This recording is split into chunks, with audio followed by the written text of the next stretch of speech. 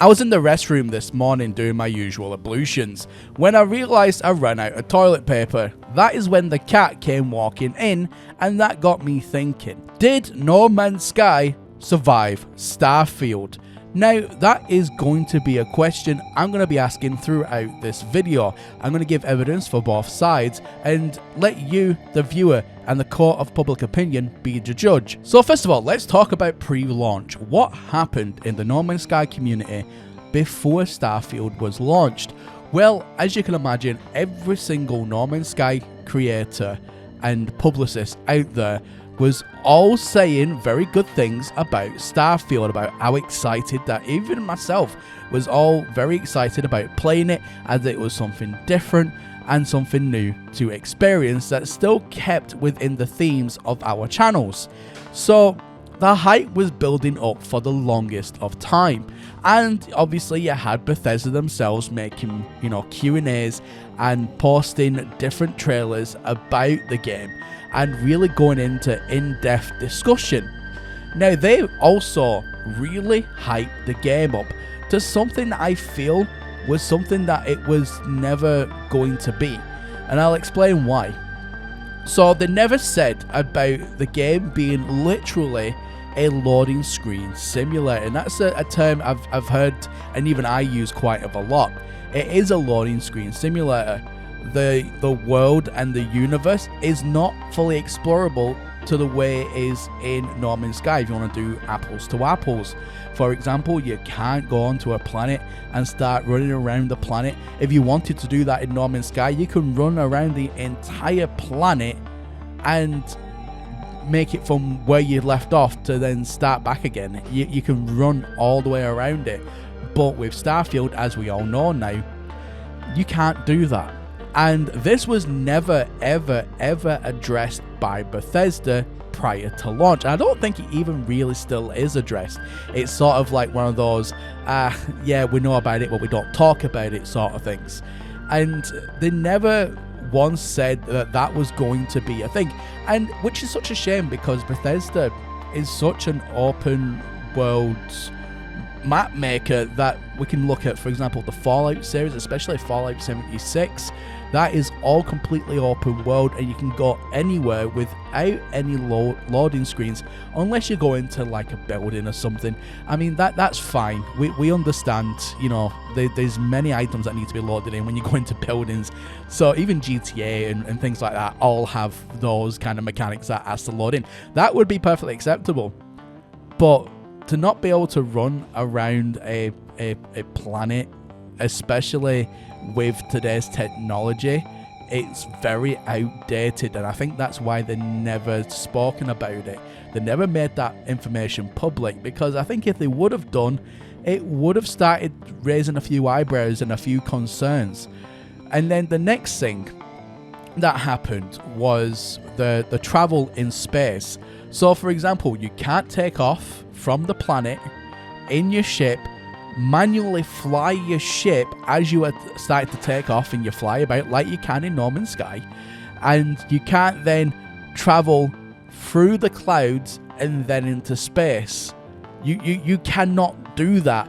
It's an animated sequence, as we all know, for those who have played the game, but for those who haven't, it's an animated sequence where you go into your ship from the docking area, and then you jump into your seat, and then the animation automatically takes you up into space for you, which for me is the biggest problem with the game. Because why do I want an animation to do that for me? I want to be able to fly my own ship. I want to be able to fly it. And that's the thing. You cannot fly. This is just whilst I'm thinking about it. You can't even fly your ship in the atmosphere. You can't fly your ship on a planet. That doesn't happen. You cannot fly a ship on a planet. Let that sink in. Where with No Man's Sky, you can go through the clouds, through the hills, do whatever you want. But, and this is literally just this second just dawned on me. I'm going to say it again, you cannot fly a ship in Starfield on a planet. You can't do it. Wow. They kept that one bloody quiet, didn't they?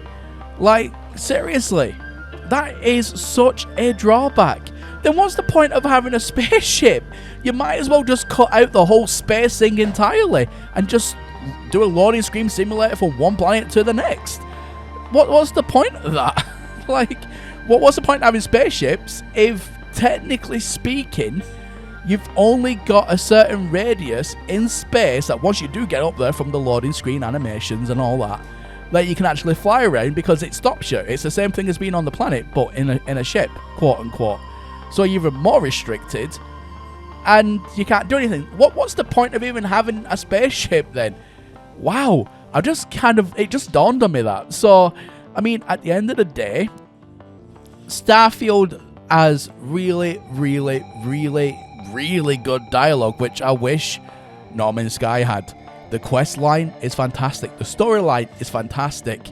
You can tell that Bethesda is well known and very well versed, especially from things like Skyrim series, Fallout series, that they know how to do dialogue. They know how to do quests, and that is something I wish No Man's Sky had. But, and this is a big but, if that is the only thing that I can think of right now that Starfield truly has going for it, and obviously I know, kind of like the PvP, but you still kind of have that in No Man's Sky, just not on a big as a scale, or as a more confronting in your face scale. But if we just talk about the dialogue, that's the only thing that Starfield has going for it.